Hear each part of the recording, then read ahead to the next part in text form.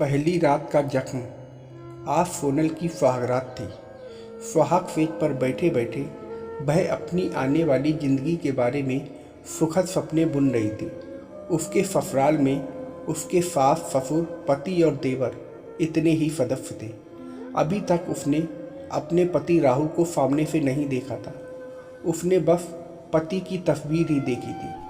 सोनल के पिताजी थोड़े पुराने ख्यालात के व्यक्ति थे, इसलिए उन्होंने बिना लड़के को लड़की से मिलवाए ही ये विवाह तय कर दिया था। थोड़ी ही देर में उसका पति कमरे में आने वाला था और उसका दिल जोर जोर से धड़क रहा था। तभी अचानक से लाइट चली गई। थोड़ी देर के बाद सोनल को कमरे में किसी के आने की आहट सुनाई दी। उसने अपना घूंघट खींचकर लंबा कर लिया, क्योंकि उसे लगा कि उसका पति आया होगा। उसका पति उसके पास आकर बैठ गया और उसने उसका घूंघट उठाकर उसकी हथेली को चूम लिया। सोनल सिहर उठी। तभी लाइट आ गई तो उसके पति ने झट से लाइट को बुझा दिया और प्यार से उसे अपनी बाहों में भर लिया। सोनल ढलती रात के साथ अपने पति के प्रति समर्पित होती चली गई। सुहाग रात की अगली सुबह सोनल का देवर उसे छेड़ते हुए बोला, भाभी आप इतनी खूबसूरत हो, भैया तो आप पर लट्टू हो गए होंगे। सोनल शर्मा गई, क्योंकि रात भर उसके पति ने उस पर खूब प्यार लुटाया था।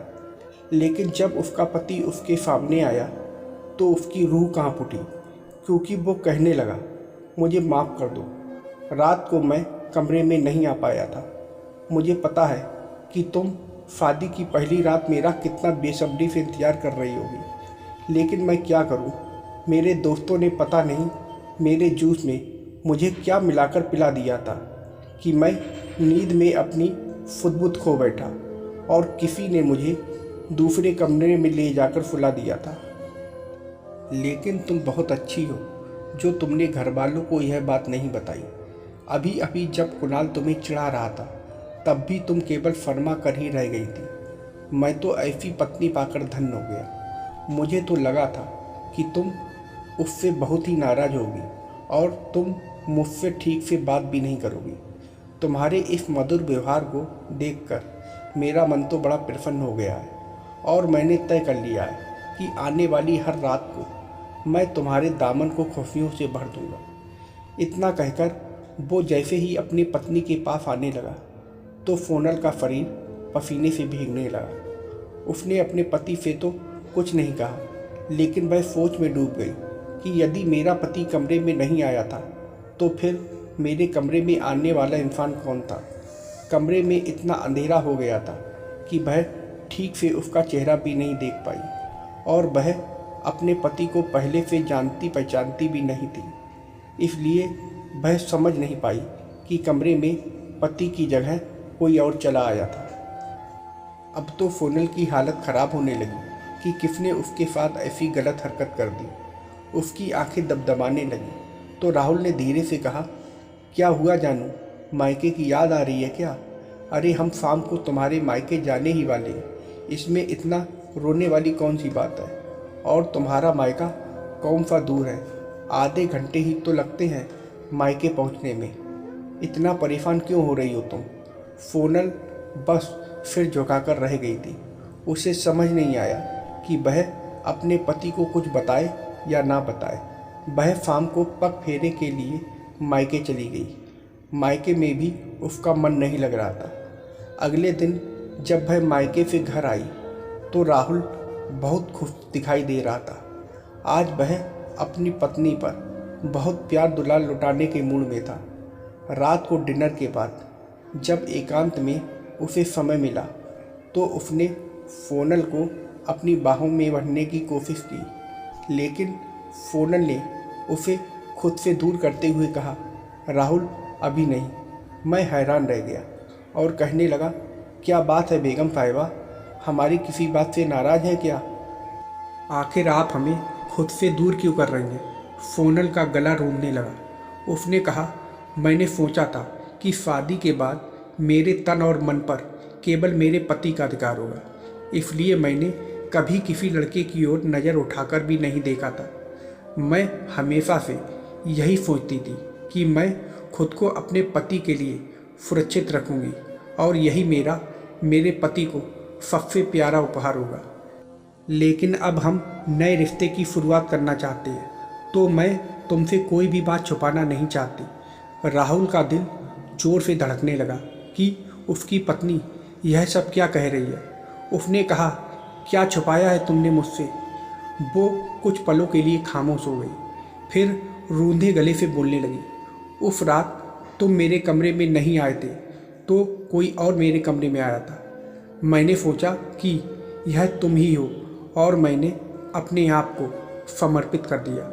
लेकिन जब सुबह तुमने मुझसे बताया कि तुम तो रात भर कमरे में आए ही नहीं, तब मेरे होश उड़ गए कि अगर तुम मेरे कमरे में नहीं आए थे तो आखिर वह कौन था। इतना कहकर वह फूट फूट कर रो पड़ी। राहुल तो भौचक्का सा रह गया। सोनल रोते हुए कहने लगी, शायद अब मैं तुम्हारे लायक नहीं रह गई, लेकिन मैं सच्चाई छुपाकर तुम्हें धोखे में रखकर हमारे रिश्ते की शुरुआत नहीं करना चाहती थी। तुम्हें मैं किस मुंह से यह सब बताऊं, मुझे समझ नहीं आ रहा था, लेकिन यह ऐसी बात थी जो तुम्हें बतानी भी ज़रूरी थी। इतना कहकर वो सिसकने लगी तो राहुल का दिल तड़प उठा और वह सोचने लगा, सोनल कितने दर्द में है। किसी भी लड़की के साथ ऐसी अनहोनी हो जाए तो उसके सपने ही टूट कर बिखर जाते हैं। राहुल ने समझदारी से काम लेते हुए सोनल के कंधे को मजबूती से पकड़ा और कहने लगा, देखो हम पति पत्नी हैं।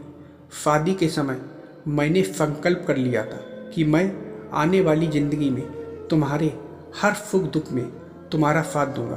तो आज तुम्हारे दर्द में मैं हूं ना तुम्हारे लिए। तुम गलत नहीं हो तो फिर मैं तुम्हें ऐसे समय में अकेले कैसे छोड़ सकता हूँ। मैं हर कदम पर तुम्हारा साथ दूंगा। हम तुम्हारे गुनहगार को सज़ा दिलवाएंगे। तुम्हें मुझ पर भरोसा तो है ना? मैं तुम्हें बहुत प्यार दूंगा। जो भी हुआ उसमें तुम्हारी गलती नहीं थी, लेकिन जिसने भी तुम्हारे साथ गलत किया है ना, अब उसकी ज़िंदगी में मैं कुछ भी अच्छा नहीं होने दूंगा। यह मैं तुमसे वादा करता हूँ।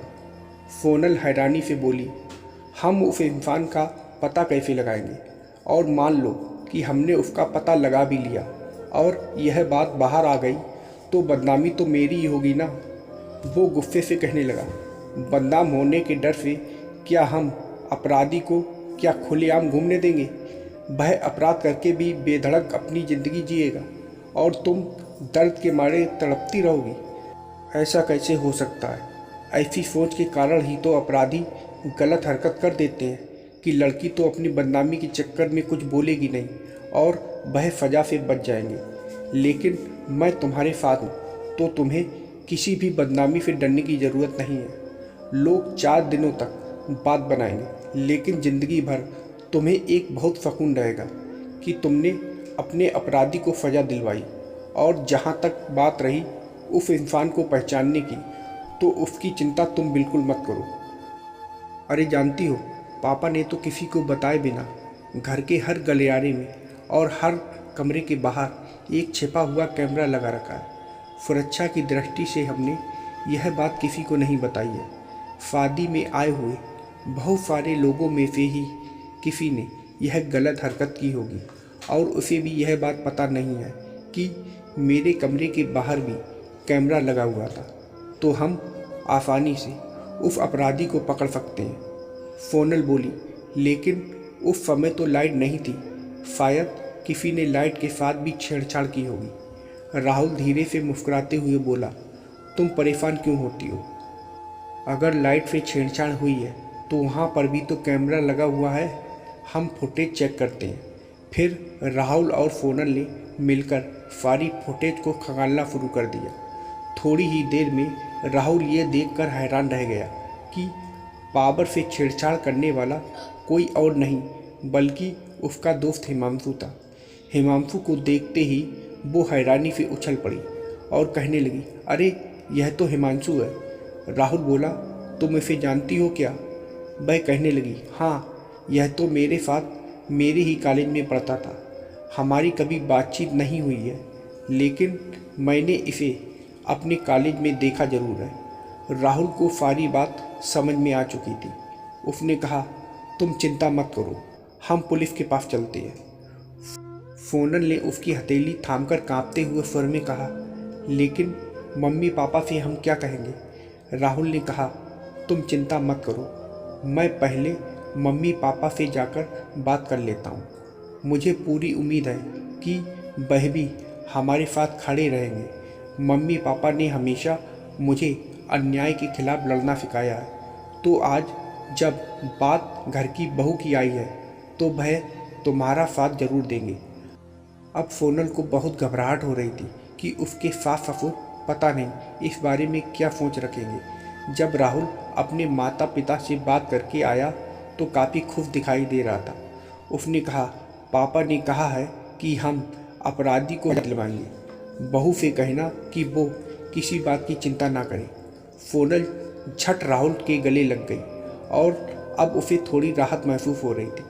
राहुल अपने पिताजी के साथ पुलिस के पास पहुंचा।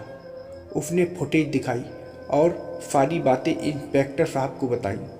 पुलिस ने तुरंत ही हिमांशु को थाने बुला लिया। जब उससे कड़ाई से पूछताछ हुई और वह फुटेज दिखाई गई तो हिमांशु टूट गया और वह रोते हुए कहने लगा, हाँ, मैं ही सोनल के कमरे में गया था और मैंने राहुल के जूस में नशीली चीज़ मिलाकर पिला दी थी ताकि ये अपने सुहागरात के कमरे में ना जा पाए। मैं सोनल से कॉलेज के समय से ही बहुत प्यार करता था, लेकिन कभी उसके सामने अपने प्यार का इजहार करने की हिम्मत ही नहीं जुटा पाया। फिर मुझे नौकरी मिली तो उसी दिन मैंने सोच लिया था कि मैं सोनल से बात जरूर करूँगा। तभी मुझे पता चला कि सोनल की शादी राहुल से तय हो गई है। यह जानकर तो मेरे होश ही उड़ गए। राहुल मेरा अच्छा दोस्त था। मैं ये सहन नहीं कर पा रहा था कि जिसे मैं प्यार करता हूँ वह मेरे दोस्त की बीवी बनेगी। तभी मैंने ठान लिया था कि राहुल से पहले मैं सोनल को हासिल करूँगा, क्योंकि वह मेरा पहला प्यार है, इसलिए उस पर पहला अधिकार भी मेरा ही बनता है। राहुल ने उसे एक जोर का तमाचा मारते हुए कहा, दुष्ट इंसान, जिसे तुम प्यार कहते हो वह पागलपन है। प्यार किसी को छल कपट से हासिल करना नहीं होता है। अगर तुम सोनल से प्यार करते थे तो तुम्हें उसके सामने विवाह का प्रस्ताव रखना चाहिए था। यदि वो हाँ करती तो ठीक और ना करती तो भी ठीक। प्यार जैसी पवित्र भावना को तुमने कलंकित कर दिया। हिमांशु खामोश रह गया। उसके पास बोलने के लिए बचा ही क्या था। हिमांशु के माता पिता को जब उसके इस कुकर्म के बारे में पता चला तो उन्होंने भी हिमांशु को उसके हाल पर छोड़ दिया और उसे बचाने की कोशिश नहीं की। आज हिमांशु जेल की सलाखों के पीछे सजा भुगत रहा है। समाज के लोगों ने सोनल के बारे में भी तरह तरह की बातें बनाई, लेकिन उसका परिवार उसके साथ था तो उसने भी किसी की बातों पर ध्यान नहीं दिया और धीरे धीरे अपनी ज़िंदगी में आगे बढ़ती चली गई। यह घटना समय के साथ धूमिल पड़ती चली गई, लेकिन सोनल और राहुल का प्रेम अभी तक तरोताज़ा था, क्योंकि उनके रिश्ते की शुरुआत ही एक अद्भुत प्रेम और भरोसे के साथ हुई थी। तो दोस्तों, आप लोगों को यह कहानी कैसी लगी कमेंट करके ज़रूर बताइएगा और वीडियो को लाइक और सब्सक्राइब करना मत भूलिएगा। वीडियो को पूरा देखने के लिए आप लोगों का बहुत बहुत धन्यवाद।